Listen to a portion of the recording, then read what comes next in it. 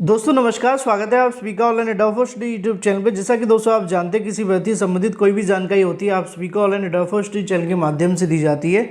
इस वीडियो में हम बात करने वाले हैं यूपी टीईटी पास करने वाले 6.5 लाख से ज़्यादा छात्रों के लिए खुशखबरी के बारे में। 20,000 पदों पर नई भर्ती के विज्ञापन, एलटी गेड, इसके अलावा प्रवक्ता भर्ती के विज्ञापन के बारे में। साथ ही अगर बात की जाए शिक्षक भर्ती को लेकर मूल्यांकन की गलती के बारे में और पीईटी के संबंध में, जहां पे ओएमआर में एक बड़ा बदलाव देखने के लिए मिला है। एक एक करके सारी जानकारी आप सभी को दी जाएगी। वीडियो को लाइक कर दें, साथ ही शेयर कर दें और चैनल को सब्सक्राइब कर लें, जिससे कि जानकारी आप सभी को ऑनलाइन एडोफर्स्ट चैनल के माध्यम से सबसे पहले मिलती रहे। चलिए दोस्तों वीडियो शुरू करते हैं। दोस्तों उत्तर प्रदेश के अंदर भर्तियों का होना या फिर भर्ती की परीक्षा का पेपर लीक हो जाना या पेपर आउट हो जाने की समस्या बहुत ज़्यादा बढ़ चुकी है। सरकार के माध्यम से बहुत सारे बदलाव भी किए जाते हैं, लेकिन इतने बदलाव हो जाने के बावजूद भी सरकार पेपर लीक जैसे मुद्दों को नहीं बचा पाती है। उत्तर प्रदेश की कोई भी परीक्षा हो, अगर उसका पेपर लीक ना हो तो आप सभी कमेंट करके बताएं। हर एक परीक्षा का पेपर लीक या फिर सॉल्वर पकड़े जाते हैं और भी तमाम समस्याएं देखने के लिए मिलती हैं। और इससे सबसे बड़ा नुकसान ये होता है कि जो मेहनत करने वाला अभ्यर्थी पिछड़ जाता है। अब उसी के संबंध में एक बड़ा बदलाव देखने के लिए मिला है, जहां पे उन्होंने दावा किया है कि ऐसा करने से नकल करने वालों के ऊपर नकेल कसी जाएगी। क्या होगा क्या नहीं, ये तो पेपर होने के बाद ही पता चलेगा, लेकिन बदलाव होने आवश्यक होते हैं। कम से कम उम्मीद तो होती है कि चलो परीक्षा के अंदर कुछ बदलाव किया गया तो कुछ नया देखने के लिए मिलेगा। यहाँ पे लिखा हुआ है कि ओएमआर सीट में लिखना होगा प्रश्न पत्र का कोड, जिससे कि यहाँ पे नकल ना हो। ठीक है, पीईटी नकल रोकने के लिए प्रश्न पत्र में अगर बात की जाए प्रकाशित नहीं की जाएगी सीरीज। प्रदेश सरकार ने विभिन्न विभागों में समूह गा के कर्मियों की भर्ती के लिए 15 से 16 अक्टूबर होने वाली प्रारंभिक अर्हता परीक्षा में प्रश्न पत्र पर सीरीज प्रकाशित नहीं की जाएगी। अभ्यर्थियों को ओएमआर सीट पर प्रश्न पत्र का कोड लिखना होगा। आयोग ने यह कदम परीक्षा की नकल पर पूरी तरह अंकुश लगाने के लिए उठाया है। आयोग के अध्यक्ष प्रवीण कुमार के माध्यम से 15 से लेकर 16 अक्टूबर में 4 पालियों में पीईटी परीक्षा का आयोजन किया जाएगा। सभी 75 जिलों के 1899 केंद्रों पर 37,58,209 अभ्यर्थी इस परीक्षा को देंगे। उन्होंने कहा कि परीक्षार्थियों की ओएमआर सीट में प्रश्न पत्र को कोड भरने से समस्या पूरी तरीके से सावधानी बरतनी होगी। ओएमआर सीट में जांच उसी कोड की यहाँ से डिकोडिंग के आधार पर की जाएगी, जो कि यहाँ पर परीक्षा परिणाम जारी किया जाएगा। सूत्रों के मुताबिक आयोग ने हाल ही में लेखपाल भर्ती परीक्षा में पकड़े गए सॉल्वर गिरोह की पूछताछ में प्रश्न पत्र पर सीरीज के आधार पर नकल के खुलासे के बाद में अब सीरीज के कोड की जगह लिखने का निर्णय लिया है, जिसके बारे में जानकारी लिखी हुई है। इसी के साथ पीईटी परीक्षा को लेकर होने वाले कहीं न कहीं कार्यक्रम के बारे में भी यहाँ से जानकारी दे दी गई है। 15 से लेकर 16 अक्टूबर को आपकी जो परीक्षाएं वो देखने के लिए मिलेंगी, जो कि आप सभी की परीक्षा के अंदर लगभग 4 पालियों में आपकी परीक्षा होगी। प्रवेश पत्र के बारे में जानकारी आप सभी को ऑफिशियल वेबसाइट के माध्यम से दे दी जाएगी। लेकिन सबसे बड़ा बदलाव ये होगा कि प्रश्न पत्र के ऊपर ABCD किस सीरीज का ये पेपर होगा उसे अंकित नहीं किया जाएगा। पास होने वाले विभिन्न विभागों में समूह गा के पदों में होने वाली भर्ती के लिए आजमाने जाएंगे। भविष्य में विभिन्न विभागों के समूह गा के पदों की भर्ती परीक्षा में ये अभ्यर्थी शामिल होंगे, जिसकी जानकारी आप सभी को यूपीएससी की ऑफिशियल वेबसाइट से मिल जाएगी।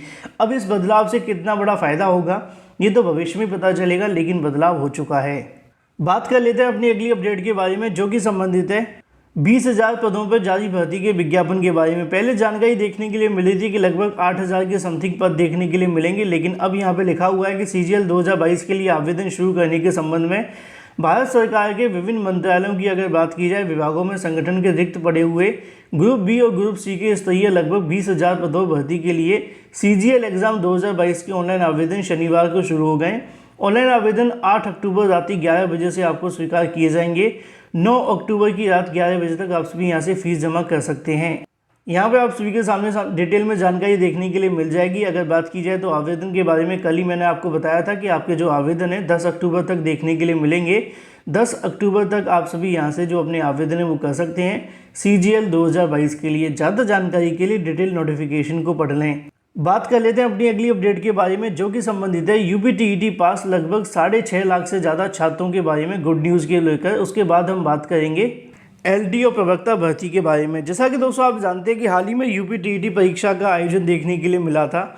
यूपी टीईटी परीक्षा का जब आयोजन हुआ तो उसके बाद में प्रतीक मिश्रा की तरफ से एक याचिका कोर्ट में दाखिल कर दी गई। जब मामला कोर्ट में गया तो वहां से बीएड बहाल संबंधी एक आदेश देखने के लिए मिला कि बीएड के प्रमाण पत्रों पर रोक लगा दी जाए।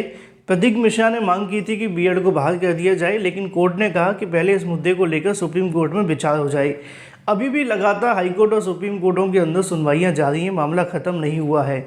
लेकिन इसी बीच अगर बात की जाए यूपी टीईटी के संबंध में एक बड़ी जानकारी देखने के लिए मिली है। ऐसे यूपी टीईटी अभ्यर्थी जिन्होंने हाल ही में यूपी टीईटी 2021 दिया था और क्वालिफाई हो गए थे, उन सभी छात्रों के लिए गुड न्यूज़ है। लेकिन इसमें जो बीएड वाले अभ्यर्थी होंगे उनके लिए थोड़ी समस्याओं का अभी भी सामना करना पड़ेगा, क्योंकि यहाँ पे अभी सुप्रीम कोर्ट और हाई कोर्ट के माध्यम से बीएड को लेकर कोई फैसला नहीं हुआ है। इसी बीच परीक्षा नियामक प्राधिकारी के माध्यम से यूपी टीईटी के संबंध में यहाँ से जो प्रमाण पत्र हैं वो जारी कर दिए गए हैं। लेकिन प्रतीक मिश्रा की याचिका पर हाई कोर्ट के माध्यम से इस मुद्दे पर रोक लगाई गई थी। उन्होंने कहा था कि किसी को भी प्रमाण पत्र जारी नहीं किए जाएंगे। यहाँ पर लिखा हुआ है सचिव परीक्षा नियामक प्राधिकारी के माध्यम से कि परिषदीय प्राथमिक स्कूलों में सहायक अध्यापक भर्ती से बीएड डिग्री धारकों को बहाल करने के विवाद में यूपी टीईटी 2021 का परिणाम घोषित होने के 5 महीने बाद परीक्षा में सफल डीएलएड अभ्यर्थियों को प्रमाण पत्र वितरित करने की तैयारियां हैं।